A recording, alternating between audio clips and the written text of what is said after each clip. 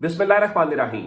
लाखों करोड़ों दुरूदो सलाम मोहम्मद मुस्तफ़ा सल्लल्लाहु अलैहि वसल्लम और आले मोहम्मद पर। मैं हूं उमर दराज गुंदल। पाकिस्तान के अंदर जो ताकतवर लोग हैं वो हमें रोजाना बताने की कोशिश करते हैं, या टीवी स्क्रीनों के जरिए, या जहां जहां उनके पास जाहिर है उनके पास बहुत वसी जराए हैं, तो वो कहते हैं इमरान खान सिस्टम के लिए और पाकिस्तान की मफाद के लिए खतरा है, और पता नहीं वो सिर्फ गद्दार और पता नहीं कहां तक बातें उनकी जाती हैं।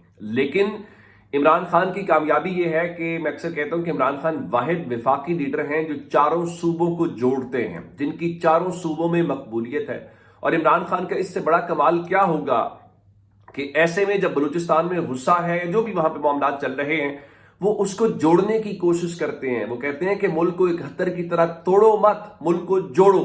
वो अपनी पार्टी को कहते हैं जाओ महारंग बलूच से भी बात करो, मेन स्ट्रीम में लेके आओ। किसी का कोई शिकवा है, कोई गिला है, कोई भी कंसर्न्स है, उनको दूर किया जाए। और कल पाकिस्तान तहरीक इंसाफ का वफ्द और जो दीगर क़यादत है वो जहां पे अख्तर मैंगल साहब का धरना जारी है, साहबजादा हामिद रजा साहब और अल्लामा राजा नासिर अब्बास साहब और लतीफ खोसा और उसके अलावा सलमान अकरम राजा रात वहां पे गए हुए थे। वहां पे उन्होंने बहुत तगड़ी किस्म की तकरीर की और वही मैसेज गो के फवाद चौधरी तो बड़ी मुखालफत कर रहे थे, लेकिन वो विफाक का मैसेज ये नहीं है कि कोई तहरीक इंसाफ पंजाब की जमात है, ये नहीं है तहरीक इंसाफ की खैबर पख्तूनख्वा की जमात है, नहीं, वो पंजाब की जमात है, वो सिंध की जमात है, वो बलूचिस्तान की जमात है, वो खैबर पख्तूनख्वा की जमात है, वो चारों सूबों की जमात है और उसकी एग्जिस्टेंस है कश्मीर और दीगर जगहों के ऊपर भी भरपूर तरीके से। अब पशीन वाली खबर, अच्छी खबर क्यों मैं उसको कह रहा हूं, रात ये गए मैंगल के साहब के उस धरने के अंदर मैसेज कन्वे किया कि भाई हम आपके साथ सॉलिडेरिटी का इजहार करते हैं। देखिए, जब कोई दुखी हो, कोई तकलीफ में हो, गुस्से में हो, क्या होते हैं, उसके साथ मिलाने की कोशिश करते हैं। लेकिन उससे बड़ी खबर आज पशीन वाली खबर है। मैं उसको इमरान खान की कामयाबी क्यों कह रहा हूं। ऐसे में जब आप सरकारी तौर के ऊपर ये खबरें जारी करवाते हो, जो कि आपकी नालायकी है, आप कहते हो जी वो सरकारी इदारों के अंदर झंडा लहराने और कौमी तराना पढ़ने के अहकामात जारी कर दिए गए, इसका मतलब ये होता है कि वहां कोई गड़बड़ है जिसकी बुनियाद के ऊपर ये ऑर्डर जारी कर रहे हैं। और अगर वहां पे आज बलूचिस्तान के अंदर जो विफाकी जमातें हैं उनका झंडा लहराया जाए, और जाहिर पाकिस्तान के झंडा लहराने वाली बात हुई ना, और उसके साथ आप विफाक की जमातें आज लोगों को इकट्ठा करें, वहां पाकिस्तान का मैसेज कन्वे करें, तो इससे बड़ी कोई कामयाबी हो सकती है क्या। हम रोजाना सुनते हैं जी वो नवाज शरीफ साहब एक बार फिर मुतहरिक हो गए हैं। अब पता नहीं मियां साहब ने एक ही बार कितनी बार मुतहरिक होना है। और फिर बताया गया जी वो बलूचिस्तान जो है वो जाएंगे, जाने का इरादा रखते हैं, कब जाएंगे मुझे इसका इल्म नहीं है, लेकिन तहरीक इंसाफ का वफ्द आज जरूर पशीन के अंदर मौजूद है। आज जो तहरीक तहफ़्ज़ुज़ आईन पाकिस्तान है उन्होंने पशीन के अंदर एक जलसा का इंतजाम कर रखा है, और उस जलसे के अंदर अवाम की एक बहुत बड़ी तादाद जो है वो वहां पे पहुंच रही है।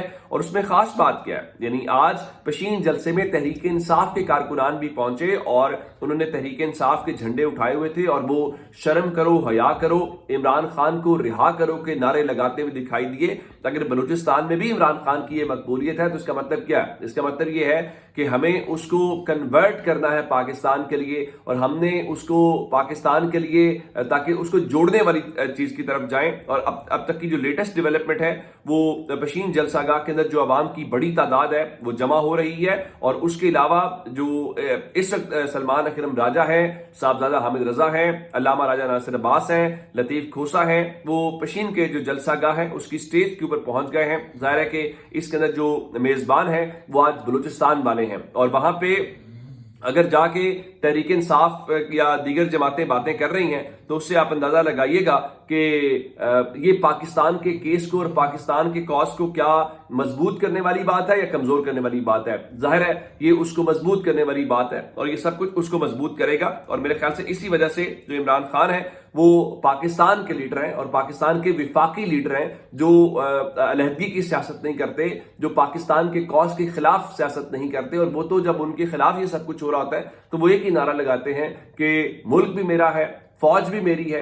तो मेरे ख्याल में इस अपॉर्चुनिटी से फायदा उठाना चाहिए। और मैं अब भी कहता हूं कि बलूचिस्तान का जो मसला है वो सियासी तौर पे हल किया जा सकता है। सियासी लोग जो हैं उनके पास ये पावर होती है कि वो नामुमकिन को मुमकिन बना सकते हैं, और वो जहां पे नाकामी हो उसके मुंह में से कामयाबी छीनने का उनके पास ये सलाहियत मौजूद होती है। तो पशीन में आज तकारीर होंगी, जाहिर है वो सख्त तकारीर होंगी, आपको बड़े दिल के साथ उनको सुनना पड़ेगा, और जो उनके कंसर्न्स हैं, जो बातें वो बता रहे हैं ان باتوں کو لے کے میرا خیال یہ ہے کہ آپ کو اس کے اوپر کچھ کرنا بھی ہوگا. صرف ایسے کر دینے سے باتیں جو ہے وہ نہیں بنے گی. اب اس میں ایک ڈیولپمنٹ اور ہے, اور وہ عمران خان سے جو ملاقاتیں ہیں اس سے متعلق ہے. اور عمران خان سے ملاقاتیں لارجر بینچ کے آرڈر کے باوجود نہیں ہو پائی تھی اور ہو بھی نہیں پائیں گی, اور لارجر بینچ کو بھی پتا ہے کہ اس کی کتنی آرڈر کی وقت ہے یا کتنا اس کو اس ملک کے اندر جو ہے وہ اوبے کیا جاتا ہے. اس میں کوئی اب دوسری رائے نہیں ہے.